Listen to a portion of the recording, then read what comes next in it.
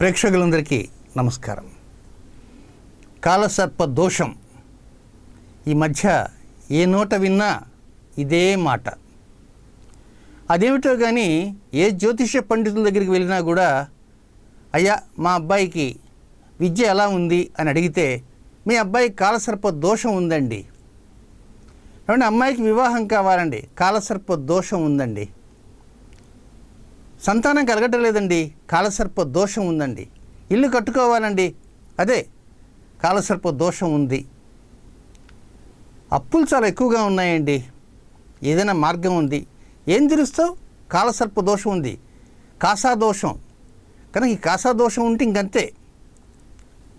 ఈ ప్రకారంగా పండితులు కూడా కాలసర్ప దోషాన్ని ఓ పెద్ద భూతంలాగా చూపిస్తున్నారు.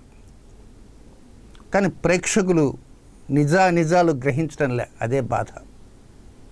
కాలసర్ప దోషం అనేటువంటి పేరు చెప్పి ప్రజలని భయభ్రాంతులకు గురి చేస్తూ మసిపూసి మారడికాయ చేసి అదొక భూతంలాగా చేసి మానసికంగా శారీరకంగా చితికిపోయే విధంగా చేస్తున్నారు అనేక మంది పండితులు. కేవలం డబ్బు సంపాదించాలనేటువంటి ఒక దురాలోచనతోటే ఇలాంటి దరిద్రపు గొట్టు దోషాన్ని తీసుకొచ్చి ప్రజలకు అంటగట్టి వాళ్ళని ఏ స్థాయిలోకి తీసుకోబోతున్నారో ఒక్కొక్కరిని ఇంటర్వ్యూ చేస్తుంటే తెలుస్తుంటుంది వారి బాధలు. జ్యోతిష్ శాస్త్రంలో కాలసర్ప దోషం అని లేనే లేదు, ఎక్కడా లేదు. గుండెల మీద చేసుకొని ఆ పండితులు ఎవరో ముందుకు వచ్చి చెప్పమనండి. కాలసర్ప యోగం ఉంది, కాలసర్ప యోగం ఉంది, కొంపలు ఏమి అంటుకుపోవు. కాలసర్ప యోగం ఉన్నటువంటి వ్యక్తుల గురించి చెప్పాలంటే మహామహా పండితులు రచించే గ్రంథాలలో, తాళపత్ర గ్రంథాలలో, శాస్త్రీయమైన సిద్ధాంత గ్రంథాలలో కాలసర్ప యోగం గురించి చెప్పబడ్డాయి తప్ప కాలసర్ప దోషం లేదు. ఒక రాజకీయ నాయకుని గురించి చెప్పాలంటే ఈయన కాలసర్ప దోషం పట్టింది, అందుకే ఆయన ఇలా అయినాడు.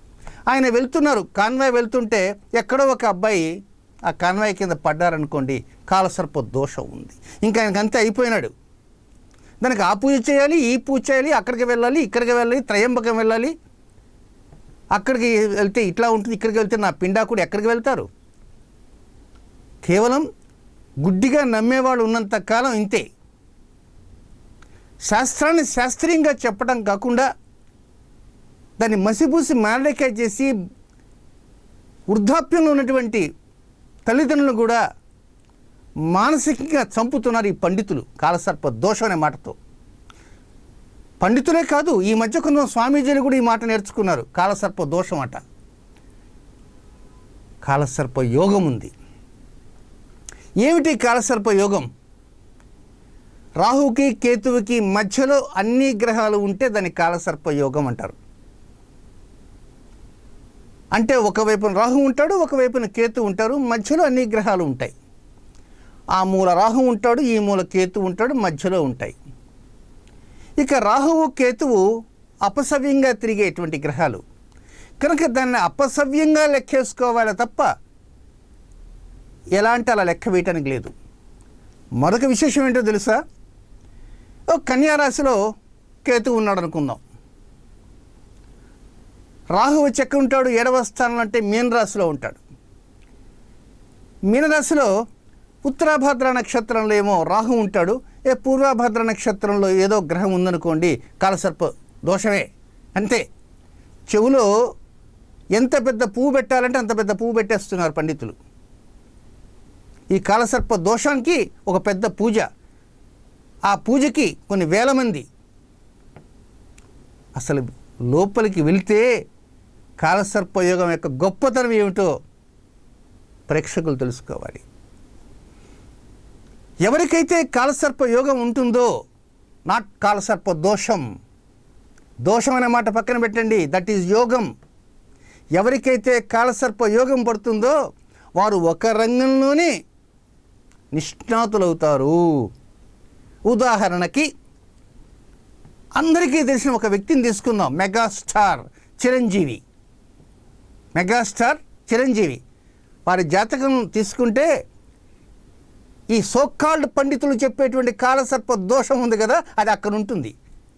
అది కాలసర్ప యోగం.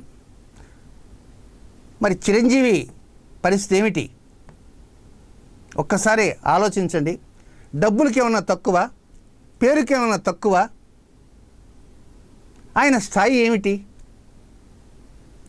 అది ఒక్క రంగంలోనే రాణిస్తుంది.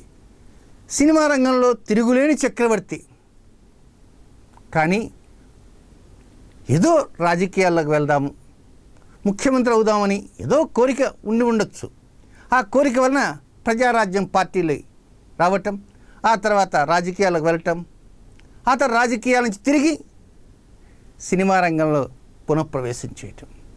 అంటే అది రాజకీయ రంగానికే పరిమితం తప్ప సినిమా రంగానికి పరిమితమా లేక రాజకీయ రంగానికి పరిమితమా? ఏదో ఒక రంగానికి. మొట్టమొదటి ఏ రంగంలో తను కీర్తి ప్రతిష్టలు వస్తాయో ఆ రంగం మీదే కాలసర్పయోగ జాతకులు ఉండాలి.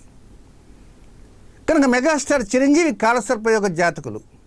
అందుచేతనే సినిమా రంగంలో పేరు ప్రఖ్యాతులు వహించారు.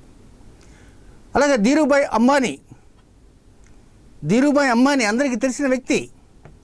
ముఖేష్ అంబానీ, అనిల్ అంబానీ యొక్క నాన్నగారు కాలసర్పయోగ జాతకులు. అబ్రహాం లింకన్ కాలసర్పయోగ జాతకులు. మేధావులు ఉన్నారు, మేధావులు. కనుక కాలసర్ప దోషం అనే మాట మీరెవరన్నా కనుక చెవిన విన్నారనుకోండి, ఇటు వినండి, అటు వదిలేయండి. మీ ఇంట్లో మీ కుటుంబంలో అమ్మాయికి కానీ అబ్బాయికి కానీ మనమడికి కానీ మనమరాళ్ళకి కానీ రాబోయే అల్లుడికి కానీ రాబోయే కోడలికి కానీ కాలసర్ప దోషం ఉంది అంటే కించిత్ కూడా చెల్లించకండి. కాలసర్ప దోషం అనేది శాస్త్రం లేదు. కేవలం పండితులు బ్రతకటానికి, ప్రజలను భయభ్రాంతులు చేయటానికి వారి చేతిలో ఉన్న ఒక బ్రహ్మాస్త్రం అది కాలసర్ప దోషం అనేది. ఈ శ్రీనివాస గార్గే అయినటువంటి ఈ సిద్ధాంతి గారు దాదాపు 11 సంవత్సరాల నుంచి అనేక టీవీ కార్యక్రమంలో చెబుతున్న కాలసర్ప దోషం అనేది లేదు, కాలసర్ప యోగం ఉంది. ఈ కాలసర్ప యోగం ఎవరిని ఏమీ చేయదు. అది కేవలం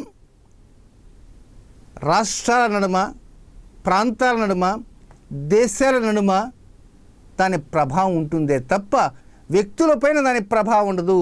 కానీ వ్యక్తులపైన ఎలాంటి ప్రభావం ఉంటుంది? ఒక రంగంలోనే వారిని ఉంచాలే తప్ప రెండవ రంగంలోకి వెళ్ళకూడదు నాయన అని చెప్పేటువంటిదే కాలసర్పయోగం. ఇప్పటికైనా తెలుసుకోవటానికి ప్రయత్నం చేయండి.